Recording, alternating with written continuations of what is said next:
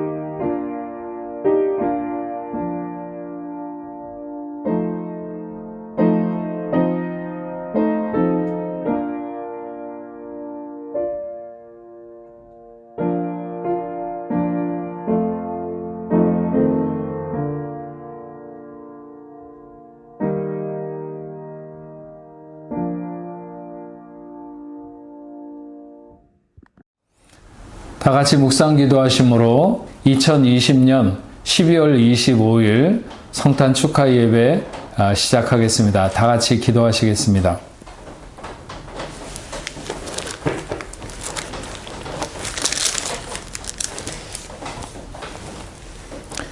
찬송하리로다. 주 이스라엘의 하나님이여, 그 백성들을 돌보사 속량하시며 우리를 위하여 구원의 뿔을 그 종 다윗의 집에 일으키셨으니, 이것은 주께서 예로부터 거룩한 선지자의 입으로 말씀하신 바와 같이 우리 원수에게서와 우리를 미워하는 모든 자의 손에서 구원하시는 일이라. 우리 조상을 긍휼히 여기시며 그 거룩한 언약을 기억하셨으니 곧 우리 조상 아브라함에게 하신 맹세라.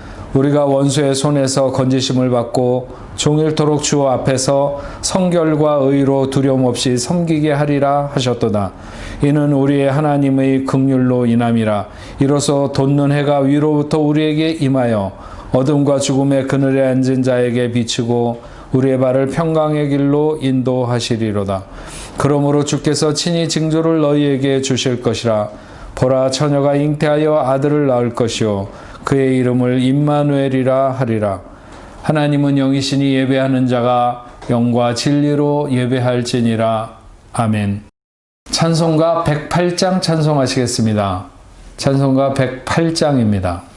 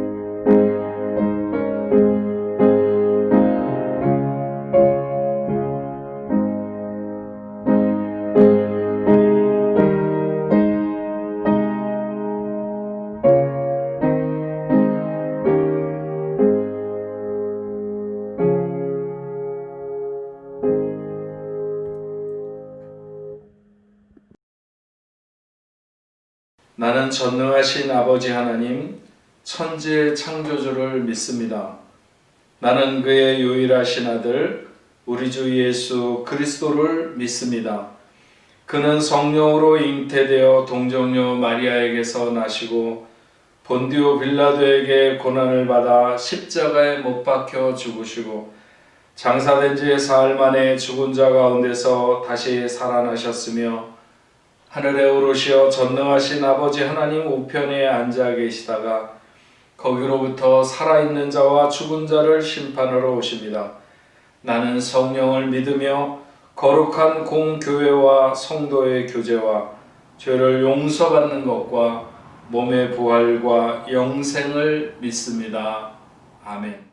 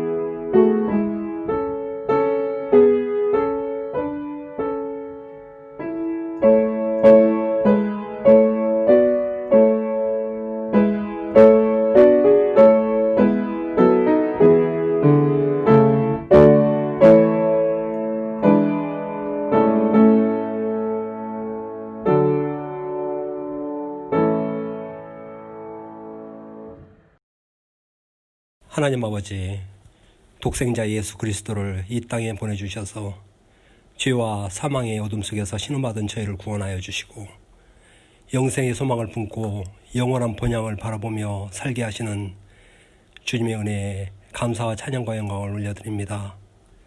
올해 코비드19로 인해 혹독하고도 모진 풍파에 시달리며 살아가고 있는 저희를 긍휼히 여기시어 고통과 절망 가운데에도 하나님의 돌보심을 받으며 성탄절을 맞도록 인도하여 주심을 감사드립니다. 어둠과 죄악이 가득한 이 땅에 영광의 빛으로 오신 주님, 주님이 세상의 빛이요 생명으로 오셔서 저희를 어둠과 사망의 속박에서 구원하셨는데 아직도 이 세상에는 복음을 알지 못해 고통의 흑암 가운데 있는 자들이 너무 많습니다. 주님, 그들 가운데 임하셔서 모든 자들이 주님의 깊은 사랑 안에서 멸망치 않고 영생을 얻는 구원의 비밀을 알게 하여 주시옵소서. 말씀이 육신이 되어 이 땅에 오신 주님, 우리의 마음과 가정, 교회, 그리고 팬데믹으로 인해 고통받는 모든 이들을 붙들어 주시옵소서. 시므온이 아기 예수를 안고 하나님을 찬송하며 이방을 비추는 빛이요 주의 백성 이스라엘의 영광이라고 찬미하였듯이 이 땅의 창조자 되시며 통치자 되신 주님을 열방에 알리고 찬송하며 선포하게 하여 주시옵소서. 아버지 하나님, 해마다 맞이하는 성탄절이지만 이번 성탄주일은 유독 간절합니다. 주님을 알지 못하는 분들에게 주신 은혜를 깊이 깨닫게 하셔 이 은혜에 보답하는 삶을 살게 하여 주시옵소서. 아기 예수의 나심을 알렸던 천사들처럼 주님의 은혜를 입은 저희들이 예수님 탄생하신 기쁨의 복된 소식을 전파할 수 있도록 주님 인도하여 주시옵소서.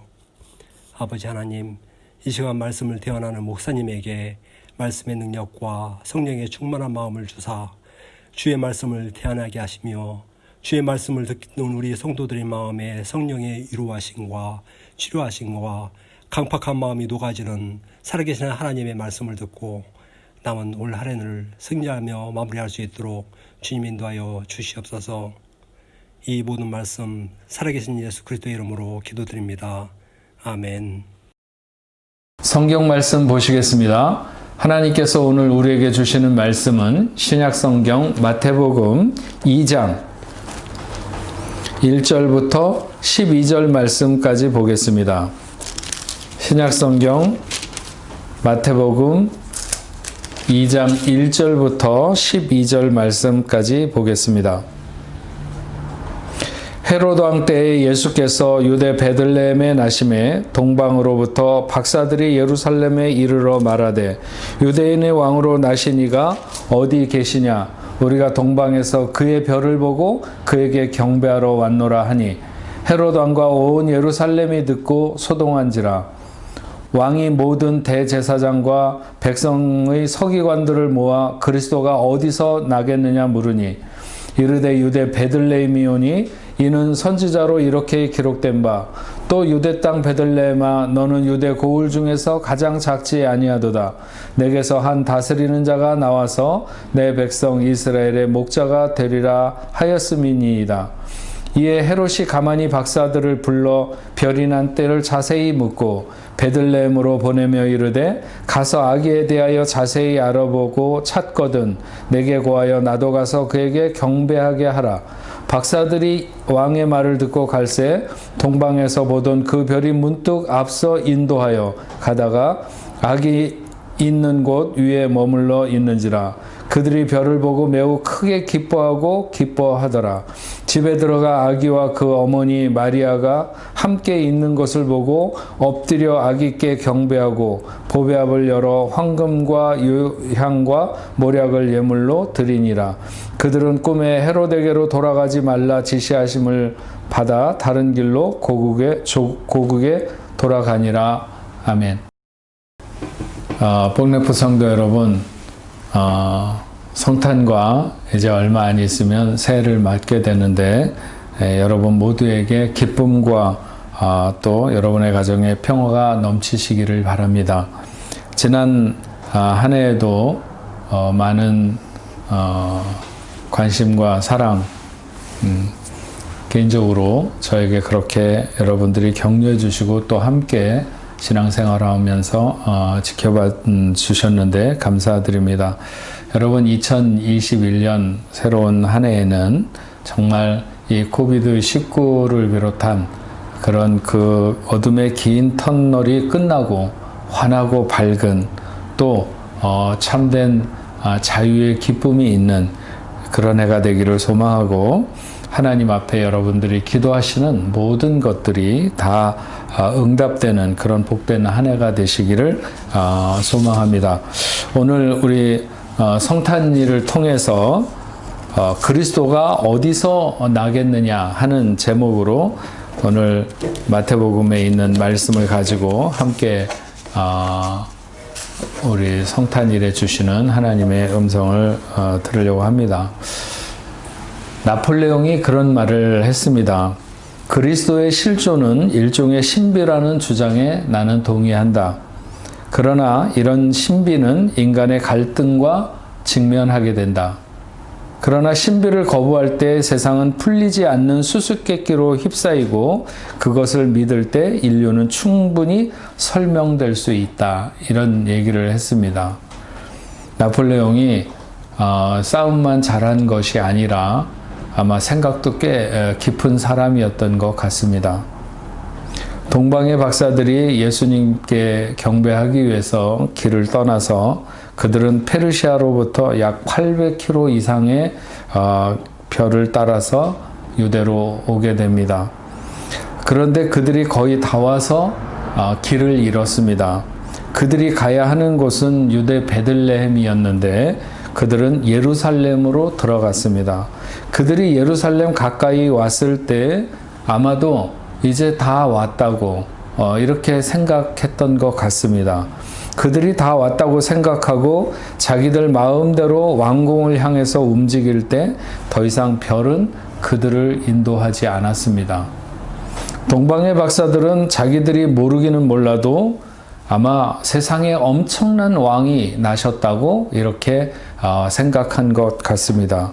평소에 밤하늘을 바라보며 별의 움직임을 연구하던 당시의 점성가들에게 이것은 한 번도 목격되거나 전해지는 경험담도 없는 아주 놀라운 현상이었습니다. 그렇기 때문에 그들은 당연히 그 왕이 왕궁에서 나지 않겠는가. 그래서 밤이 되어 별이 나타나는 시간을 기다리지 않고 그들은 예루살렘 성 왕국으로 찾아가서 헤롯을 만나게 되는 거죠. 그러면서 물었습니다. 유대인의 왕이 어디서 났느냐? 헤롯 왕과 온 예루살렘이 듣고 소동했습니다. 왕이 모든 대제사장과 성경을 잘 알고 있는 서기관들에게 그리스도가 어디서 나겠느냐 물었더니 유대 베들레헴이라고 했습니다. 그러면서 미가의 예언을 전하는데 또 유대 땅 베들레헴아 너는 유대 고을 중에서 가장 작지 아니하도다. 내게서 한 다스리는 자가 나와서 내 백성 이스라엘의 목자가 되리라 하였음이라. 구약 미가서 5장 2절에 보면 이렇게 기록되어 있습니다. 베들레헴 에브라다야 너는 유다 족속 중에 작을지라도 이스라엘을 다스리는 자가 내게로 나올 것이라. 그의 근본은 상고의 영원에 있느니라. 헤롯은 가만히 박사들을 불러 별이 나타난 때를 자세히 물었다고 했습니다. 그러면서 베들레헴으로 가라고 알려주면서 아기에 대해서 자세히 알아보고 찾거든 자기에게도 고해서 자기도 가서 그에게 경배하게 하라고 했습니다. 아마도 헤롯은 자기가 자신의 표정을 잘 속여서 동방의 박사들이 결코 그가 유대인의 왕으로 난 아기를 죽이려고 한다는 마음을 들키지 않았을 것이라고 생각했습니다. 마치 자기도 왕을 기다리고 있었던 너희들과 한편이라고 하는 것 같이 그렇게 이야기하고 그런 표정을 짓는 것처럼 보였는지 모르겠지만 결국은 그의 생각이 그의 뜻대로 이루어지진 않았죠. 동방의 박사들이 다시 예루살렘을 향해서 베들레헴을 향해서 예루살렘을 나서기 시작할 때 그들을 인도하던 별이 다시 나타났습니다. 우리가 잠깐 여기서 별이 그 동방의 박사들을 인도했다고 하는 것 속에 담겨져 있는 신비에 대해서 한번 잠깐 생각을 해볼 필요가 있을 것 같습니다. 태양에서 지구까지의 거리가 1억 4,959만 7,871km입니다. 태양에서 지구까지 빛이 도달하는 시간이 약 8분 19초이죠. 빛이 진공해서 1년 동안 앞으로 나아가는 거리를 1광년이라고 합니다. 태양계에서 가장 가까운 별이 약 4.22광년 떨어져 있다고 합니다. 그러니까 우리가 오늘 밤에 보는 별이 오늘 밤에 뜬 별이 아니라고 하는 것에 대해서는 우리가 잘 알고 있습니다. 그렇다면 동방의 박사들을 인도한 그 별은 언제 어디서 떠서 그 별빛이 출발을 했던 것인가? 예. 그리고 그들이 잠깐 그 박사들이 예루살렘에 성에 들어갔다가 갔을 때 없어졌다가 다시 베들레헴을 향해서 나갈 때 바로 그 별은 그들을 동방으로부터 인도했던 별인가? 아니면 또 다른 새로운 별이 그렇게 했던 것인가? 그리고 사실 별이 그렇게 인간의 길을 밝혀주거나 알려줄 정도로 가까이 오면 도대체 그 사람들이 어떻게 그 별을 감당을 할 수 있을까요? 나폴레옹의 말처럼 신비를 거부하면 수수께끼를 풀 수가 없고, 그러나 다 믿으면 설명되는 것이죠. 아마 여러분들은 그 별이 그들을 인도했다는 것에 대해서 다 믿을 것입니다.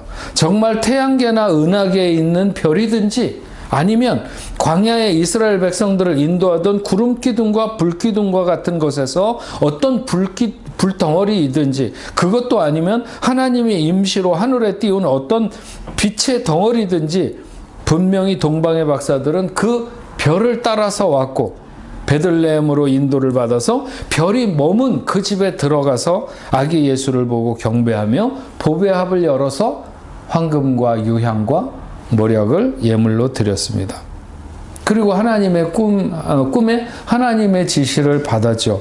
헤롯에게로 들렸다 가지 말고 그냥 다른 길로 가라고 해서 그들은 밤에 주신 그 계시를 따라서 자기들의 나라로 그냥 돌아가게 됩니다. 오늘 성탄에 헤롯이 제사장이나 서기관들에게 묻던 말, 그리스도가 어디서 나겠느냐? 동방의 박사들도 예루살렘에서 나지 않겠는가? 그래서 그리로 들어갔습니다.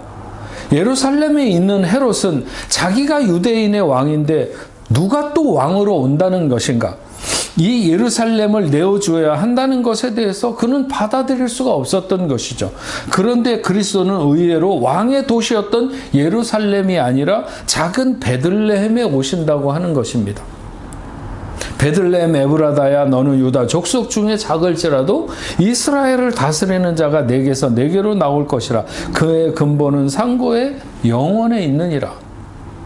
미가서의 말씀은 베들레헴을 가리켜서 내가 작을지라도 그렇게 말을 하고, 마태복음에서는 가장 작지 아니하도다 이렇게 말했습니다. 하지만 말씀은 이렇게 서로 상반되게 하고 있는 것 같지만 결국은 같은 이야기입니다. 베들레헴은 작다는 이야기고 그러나 작지 않다는 이야기입니다.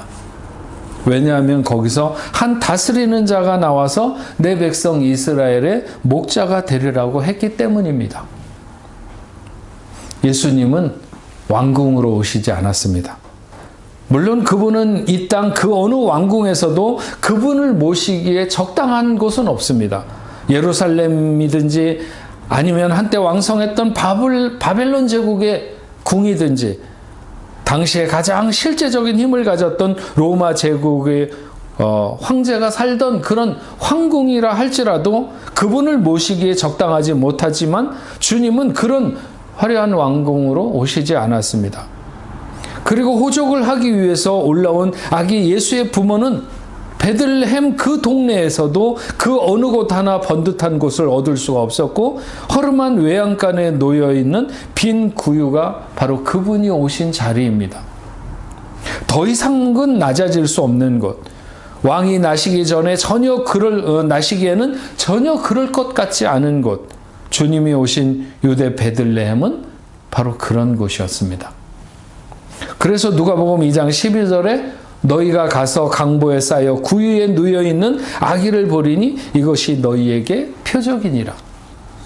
그분이 예루살렘에 오신 것은 높은 표적이 아니라 낮은 표적이고 큰 표적이 아니라 작은 표적입니다. 베들레헴은 양치기들이 드나들며 거주하는 작은 성읍이었습니다. 다윗도 늘 광야로 나가서 양을 치다가 저녁이 되면 집으로 돌아오는 것이었습니다. 그러나 아기 예수는 그 작은 성읍에서조차 문이 달린 방에 들어갈 수 없었습니다. 이를테면 예수 그리스도는 거의 거리에서 태어난 것과 비슷하다고 말할 수 있죠. 사람이 일평생을 살다가 잘못 살아서 실패를 해서 더러 거리에서 생을 마치는 사람들도 있습니다. 하지만 거리에서 태어나는 사람은 그렇게 많지 않습니다. 예수님은 그 작고 초라한 자리를 자기의 자리로 삼으시고 이 땅에 오셨습니다. 그 작은 성읍 베들레헴이 떡집이라고 하는 이름을 가지고 있었듯이 주님은 이 땅에 생명의 떡으로 오신 분입니다. 요한복음 6장 35절에 말씀하셨습니다. 예수께서 이르시되 나는 생명의 떡이니 내게 오는 자는 결코 줄이지 아니할 터요 나를 믿는 자는 영원히 목마르지 아니하리라. 에브라다라고 하는 베들레헴의 옛 이름 속에는 풍성하다는 의미를 담고 있습니다. 예수님은 우리에게 생명을 주시는데 풍성히 주시기를 원하시는 분입니다. 요한복음 10장 7절에 내가 온 것은 양으로 생명을 얻게 하고 더 풍성히 얻게 하려는 것이라고 말씀하셨습니다. 주님이 이 땅에 오신 이유를 한마디로 설명하자면 생명과 풍성이죠. 바로 그것을 위해서 낳고 천한 자리를 찾아오신 것입니다. 오늘 우리는 그리스도가 어디서 나겠느냐 하는 말을 그리스도가 누구에게 오겠느냐 하는 질문으로 바꾸어서 들으려고 하는 것입니다. 세례 요한이 감옥에 있으면서 자기의 제자들을 시켜서 예수님에게 가서 우리에게 오신다고 하신 분이 당신인지 아니면 우리가 다른 분을 기다려야 하는지를 물어보라고 했을 때 주님이 그렇게 말씀하셨습니다.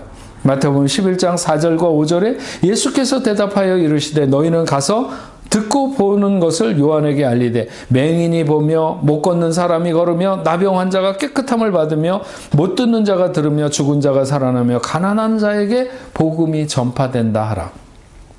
아니 왜 똑똑한 사람들이 돌아서며 잘난 사람들이 변화되고 유명한 사람들이 돌아오고 권력 있는 사람들이 복음 앞에 무릎을 꿇고 부자들에게 복음이 전파된다 이렇게 하라고 하지 않으셨을까? 실제로 주님이 상대하셨던 사람들은 대부분 가장 낮은 자들. 그래서 사람들이 제자들에게 너희 선생은 어찌하여 세리나 죄인들과 함께 어울려 같이 앉아서 음식을 먹느냐고 말할 때 주님이 그렇게 말씀하셨습니다. 건강한 자에게는 의원이 쓸데없고 병든 자에게라야 쓸데있다고 하시면서 너희는 가서 내가 긍휼을 원하고 제사를 원치 않는다는 뜻이 무엇인지 배우라고 하면서 내가 의인을 부르러 온 것이 아니요 죄인을 부르러 왔노라 말씀하셨습니다. 예수님은 자신이 이 땅에 가지고 온 사명에 대해서 이렇게 말씀했습니다. 천지의 주제이신 아버지와 이것을 지혜롭고 슬기 있는 자들에게 숨기시고 어린아이들에게 나타내심을 감사하나이다. 그러면서 이렇게 된 것이 아버지의 뜻이라고 하시면서 수고하고 무거운 짐진 자들아 다 내게로 오라고 하셨습니다. 주님은 작은 자에게 오시기를 원하셨습니다. 크고 화려한 예루살렘 왕궁이 아니라 작고 초라한 베들레헴의 마구간이었습니다. 예수님께서 요한의 제자들에게 가서 요한에게 전하라는 말 중에 죽은 자가 살아나며 하는 말이 있습니다. 이것은 매우 놀라운 선언이고 실제로 예수님에게서 일어났던 현상이죠. 어떤 의사는 잘 고칩니다. 다른 사람이 못 고친다는 질병도 소질 있게 고쳐낼 수 있습니다. 하지만 그 누구도 죽은 자를 살렸다고 하지는 못합니다. 날 때부터 소경인 사람이 눈을 뜨게 하는 것은 어려운 일이죠. 더군다나 나병 환자가 고침을 받는다고 하는 것은 더더욱 어려운 일입니다. 하지만 죽은 자가 살아난다고 하는 것은 그런 것과 다른 문제입니다. 그것은 생명의 주관자가 아니라면 할 수 없는 일이기 때문에 그렇습니다. 예수는 바로 그분이셨습니다. 죽음으로부터 우리를 돌려놓으실 수 있는 그런 분이셨죠. 우리의 죽음은 죄로부터 시작되었습니다. 로마서 6장 23절에 죄의 싹은 사망이요 하나님의 은사는 그리스도 예수 우리 주 안에 있는 영생이니라. 우리가 모두 죄 아래에 있다는 것을 로마서 3장 10절 이하에는 이렇게 밝히고 있습니다. 기록된 바 의인은 없나니 하나도 없으며 깨닫는 자도 없고 하나님을 찾는 자도 없고 다 치우쳐 함께 무익하게 되고 선을 행하는 자도 없나니 하나도 없도다. 그들의 목구멍은 열린 무덤이요 혀로는 속임을 일삼으며 그 입술에는 독사의 독이 있고 그 입에는 저주와 악독이 가득하고 그 발은 피 흘리는 데 빠른지라. 파멸과 고생이 그 길에 있어 평강의 길을 알지 못하였고 그들의 눈앞에 하나님을 두려움이 없느니라 함과 같으니라. 세상의 권력과 부요와 뛰어남이 우리에게 도움이 될 수는 있습니다. 그러나 사망으로 끌고 가는 죄로부터 우리를 해방시킬 수는 없는 것입니다. 죄에 빠져 사망의 늪에 가라앉은 인생을 구원하시는 이는 오직 생명으로 오신 주님뿐입니다. 그분이 생명을 주관하신다고 하는 것은 사망이 어쩌지 못한다는 것이죠. 나사로를 그 무덤에서 불러내시던 그 주님 앞에 사망이 못 들은 척할 수 없었던 것입니다. 이 사망을 이기시는 것이 주님이신 것이죠. 무교절은 누룩이 들어가지 않은 순결한 떡을 먹어야 하는 절기입니다. 바로 우리가 오직 예수로만 생명의 떡을 삼아야 되는 것을 나타내는 것이죠. 그 떡을 먹고 죄를 사하시는 그 피를 마시는 자마다 영원히 배고프지 아니하며 영원히 목마르지 아니할 것이라고 했습니다. 예수님이 우리를 찾아오시는 것은 우리가 세상의 그 어떤 사람들보다 좀 더 괜찮은 사람이어서가 아닙니다. 하나님은 우리가 보잘것없고 미천한 것을 잘 아십니다. 죄인인 것을 아시고 희망이 없다는 것도 아십니다. 주님은 그런 우리에게 생명으로 소망으로 찾아오셨습니다. 그게 바로 내가 긍휼을 원하고 제사를 원치 않는다는 것이 무엇인가 하는 것을 배우라고 하는 말씀입니다. 주님은 우리를 풍성케 하시는 분입니다. 풍성이라고 하는 것이 뭘까요? 그것은 단순히 많은 것을 말하는 것이 아닙니다. 요즘 같은 계절에 누군가가 귤 한 상자만 선물을 해줘도 집이 풍성해졌다고 생각하는 보통 사람들이 있을 수 있죠. 그러나 상상할 수도 없을 만큼 화려한 것을 내 몸에 휘감아도 원하는 모든 것을 거침없이 구입할 수 있는 재력을 가졌어도 늘 결핍에 시달리는 사람들이 있습니다. 풍성은 얼마나 많이 가졌느냐의 문제가 아닙니다. 풍성은 만족인 것이죠. 인생은 권력이나 재물이나 명성이나 그 어떤 것으로도 충분히 만족을 가질 수가 없습니다. 하지만 예수는 우리를 만족해 합니다. 그래서 그분이 우리의 부요시고 그분이 우리의 풍부이신 것이죠. 베들레헴에 오신 주님은 우리를 풍성케 하시기 위해서 오셨습니다. 주님은 완벽하다고 생각하는 사람을 찾아온 것이 아닙니다. 주님은 결핍된 인생을 찾아오셨습니다. 그리고 주님으로 인하여 풍성함을 누릴 수 있도록 해주신 것이죠. 베들레헴이 그리 큰 성읍은 아니지만 그렇다고 아무런 의미가 없는 성읍은 아니었습니다. 라헬의 무덤이 근처에 있고 룻과 보아스가 만났던 장소이죠. 무엇보다도 그것은 다윗이 사무엘로부터 기름 부음을 받은, 왕이 되기 위해서 기름 부음을 받은 곳입니다. 그 모든 형제들보다 다윗은 작은 자였고 주목받지 못하는 사람이었습니다. 하나님의 사람 사무엘마저 다른 아들에게 기름을 부으려고 했었습니다. 하지만 하나님은 사람의 외모를 보시지 않는다고 하시면서 결국 다윗을 찾아내어 그에게 기름을 붓도록 하셨습니다.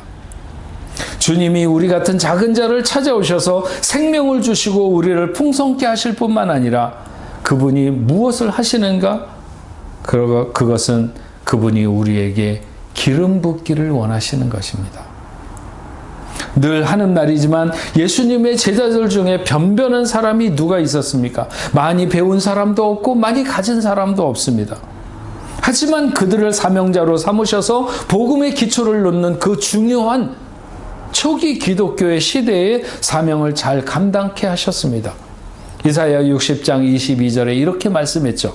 그 작은 자가 1000명을 이루겠고 그 약한 자가 강국을 이룰 것이라. 때가 되면 나 여호와가 속히 이루리라. 고린도전서 1장 26절 이하에 이런 말씀이 있습니다. 형제들아 너희를 부르심을 보라. 육체를 따라 지혜로운 자가 많지 아니하며 능한 자가 많지 아니하며 문벌 좋은 자가 많지 아니하도다. 그러나 하나님께서 세상에 미련한 것들을 택하사 지혜 있는 자들을 부끄럽게 하시려고 하시고 세상에 약한 것들을 택하사 강한 것들을 부끄럽게 하려 하시며 하나님께서 세상에 천한 것들과 멸시받는 것들과 없는 것들을 택하사 있는 것들을 폐하려 하시나니 이는 아무 육체도 하나님 앞에 자랑하지 못하게 하려 하심이라. 전혀 내세울 것 없는 인생을 찾아오셔서 천사도 흠모할 만한 사명을 우리에게 주시고 하나님의 영광을 위해서 쓰임받도록 하신 것입니다. 사도행전 2장 17절에 하나님이 말씀하시기를 말세에 내가 내 영을 모든 육체에 부어주리니 저희의 자녀들은 예언할 것이요 너희의 젊은이들은 환상을 보고 너희의 늙은이들은 꿈을 꾸리라. 또 마가복음 16장 17절에 믿는 자들에게는 이런 표적이 따르리니 곧 그들이 내 이름으로 귀신을 내어 쫓으며 새 방언을 말하며 뱀을 집어 올리며 무슨 독을 마실지라도 해를 받지 아니하며 병든 사람에게 손을 얹은 즉 나으리라 하시니라. 하나님은 베들레헴 같은 작은 인생에게 찾아오셔서 기름을 부으십니다. 그래서 작은 인생이지만 작은 채로 남아있지 않도록 하시는 것이죠. 본래 우리의 인생으로는 감당할 수 없는 하나님의 영광을 위한 사명자로 서서 우리로 하여금 살아갈 수 있도록 그렇게 해 주셨습니다. 베들레헴, 예수님이 그 작은 구에 오신 것이 벌써 2000년이 넘었습니다. 그래도 지금 그곳에 가면 아기 예수가 나셨다고 하는 그 자리를 한번 보려고 하면 얼마나 많은 줄을 서야 하는지 모릅니다. 전 세계에서 몰려드는 사람들 때문에. 그리고 정말 시간을 잘 맞추지 않으면 또 볼 수도 없습니다. 그곳까지 찾아가는 것도 보통 어려운 일이 아니죠. 세상에 가장 보안이 까다로운 것이 이스라엘입니다. 그곳에서 또 베들레헴을 가려면 그 팔레스타인 그 국경 그 담장 안으로 들어가야 되는데 거기서 또 조사를 받아야 됩니다. 전 세계에서 가장 작지만 가장 유명한 곳이 바로 아기 예수가 태어난 유대 땅 베들레헴입니다. 파르세 펠치라고 하는 곳이 2002년 한국 월드컵 대표팀 감독을 맡았던 히딩크의 고향입니다.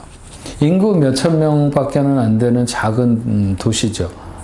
어느 날부터 이 도시의 난모를 동양 사람들이 엄청나게 몰려들었는데 그들은 그 화란으로부터 지구 반대쪽에 있는 한국으로부터 온 사람들이었습니다. 히딩크의 고향이라고 해서 찾아오게 된 것이죠. 화란에는 다방면에 유명한 사람들이 꽤 많습니다.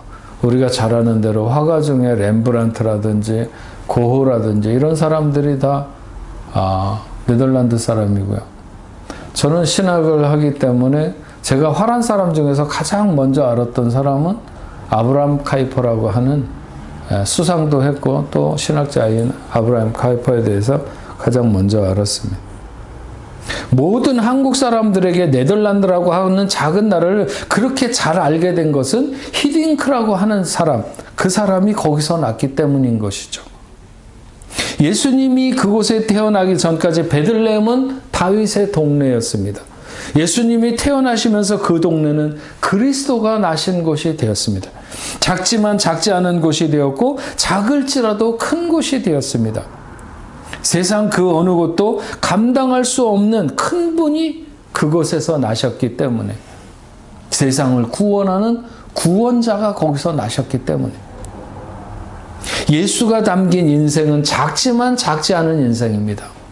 예수가 함께한 인생이 생명 있는 삶을 살아가는 자이고 가장 풍성함을 누릴 수 있는 그런 생을 살아가는 사람입니다. 예수가 함께한 인생이 기름 부음 받은 자이며 사명의 길을 가는 인생입니다. 오늘 함께한 여러분들이 바로 그런 여러분들인 줄로 믿습니다. 동방의 박사들이 별을 보고 따라와 예수 앞에 엎드렸다고 했죠. 위대한 설교가 조지 휘필드가 미국에 가서 필라델피아의 법원 계단 앞에서 서서 설교를 한 적이 있었습니다. 많은 군중들 속에 어린 소년이 한 명 있었는데, 조지 휘필드가 어두워서 성경을 잘 못 보는 것을 알고 등불을 가져다가 그 등불을 밝혀서 옆에 들고 성경을 읽을 수 있도록 등불을 들고 서 있었습니다. 그 소년은 휘필드의 설교에 너무 빠져들다가 집중을 하다가 그만 등불을 놓쳐서 등불이 산산조각이 났습니다. 몇 년이 지나가서 휘필드가 다시 미국을 방문해서 어느 목사관에 머물게 되었습니다. 그곳에 목사가 물었어요. 목사님 언젠가 필라델피아에서 설교할 때 조그만 소년이 등불을 들고 있다가 떨어뜨려서 깨트린 것을 기억하느냐고 그랬더니 이 조지 휘필드가 기억한다고, 그 소년이 어디에 있는지 내가 알 수만 있다면 정말 세상 무엇이라도 주고 싶다고 이렇게 얘기를 할 때 그가 말하기를, 목사님, 제가 바로 그 조그만 소년입니다. 제가 등불을 들고 목사님의 설교를 듣다가 그것을 떨어뜨려서 깨트렸었습니다. 그런데 제가 그날 밤에 목사님의 그 설교를 듣고 목사가 되었습니다. 그 소년은 별을 발견했고 그 별을 따라 인생을 살아가게 된 것이죠. 예수님은 우리의 별입니다. 오늘 우리에게 오신 그분을 따라서 살아간다면 우리는 결코 실패할 수가 없으며 그분의 생명과 그분의 풍성함이 우리의 것이 될 것이고, 또한 그분이 부으시는 기름 부으심으로 인하여 우리는 사명자로서 살아가게 될 줄로 믿습니다. 우리 뽕레포교회 성도 여러분들이 모두 다 그렇게 주님의 그 별을 따라가는 아름다운 생이 되시기를 주님의 이름으로 축원합니다. 기도하겠습니다.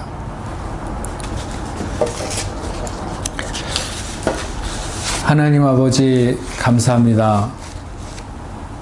오늘 복되고 정말 거룩한 주님이 이 땅에 오시지 않았다면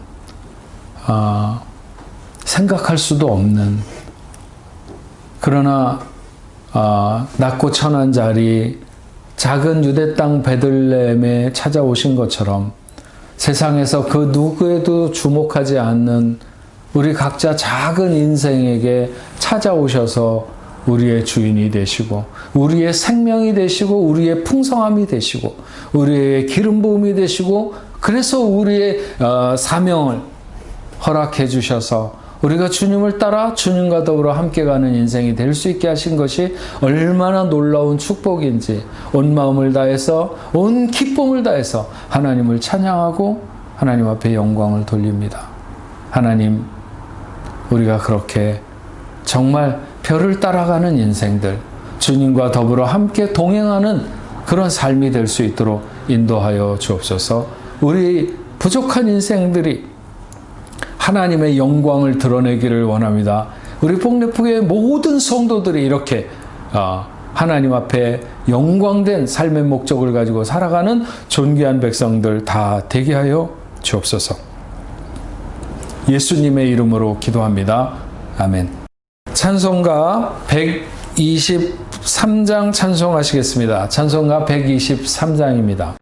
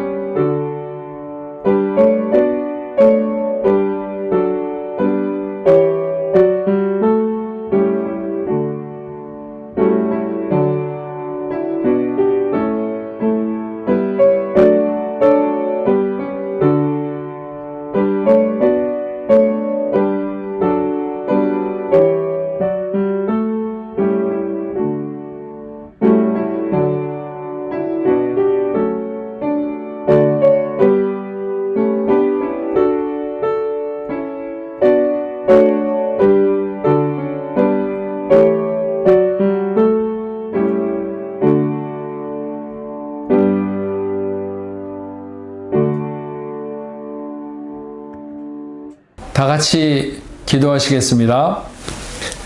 하나님 아버지 감사합니다. 오늘도 이 복되고 귀한 성탄일에 저희들이 하나님 앞에 예배합니다. 예배하면서 동방의 박사들이 황금과 유향과 모략을 올려드렸듯이 오늘도 우리가 귀한 예물을 하나님 앞에 구별하여 드림으로 우리를 사랑하시고 우리에게 은혜 주시고 복 주신 것을 감사한 마음을 담아서 하나님 앞에 예물로 올려드립니다. 드리는 손길들마다 저들의 가정마다 아버지 하나님 저들이 하는 일마다 꿈꾸는 소망 기존마다 하나님 역사하여 주시옵시고 저들의 인생에 가장 풍성함으로 동행해 주시는 하나님과 함께하는 귀한 자녀들 다 되도록 하나님 역사하여 주옵소서. 흩어지는 세상에서는 빛을 발하는 귀한 자녀들 되게 하시고 많은 사람들에게 정말 생명을 나누는 귀한 자녀들의 삶이 될 수 있도록 하나님 인도하여 주옵소서. 우리가 어둡고 긴 터널을 지나는 것처럼 2020년 한 해를 보내고 있습니다. 그러나 아버지 하나님, 주님 오신 그 복음의 기쁜 소식, 예수 나신 소식이 온 세상에 좋은 소식이 되고 기쁨의 소식이 되고 아버지 하나님, 그래서 만 백성들에게 생명의 길이 열린 것처럼 하나님 이제 우리에게도 이런 아름다운 날들, 이런 아름다운 2021년도를 맞을 수 있도록 하나님 역사해 주시고 흩어져 있는 모든 하나님의 자녀들, 그들이 있는 곳에 은혜를 더하여 주시옵소서. 이제는 우리 주 예수 그리스도의 은혜와 하나님 아버지의 크신 사랑과 성령님의 감화, 감동, 위로, 교통하심이 오늘 하나님 앞에 예배하는 당신의 사랑하는 자녀들, 저들의 가정과 직장과 두고온 고국 외에 세계 만방에 흩어져 복음을 전하는 모든 선교사들과 그 사역지 위에 이제로부터 영원토록 함께 있을지어다. 아멘.